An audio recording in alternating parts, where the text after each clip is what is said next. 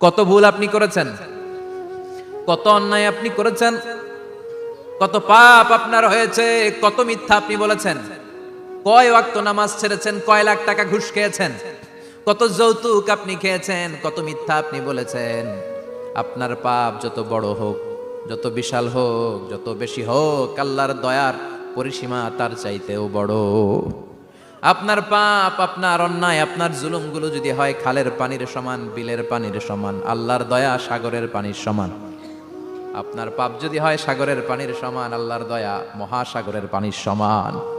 আপনার পাপ আর অন্যায় যদি হয় পাহাড়ের সমান, আল্লাহর দয়া আকাশের সমান।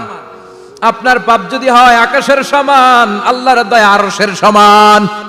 এজন্য আল্লাহ বললেন, ইয়া আইয়ুহাল্লাযীনা আমানু তুবু ইলাল্লাহি তাওবাতান নাসুহা। ও আমার গোলাম, তুই তোর নিজেরে যত বেশি ভালোবাসিস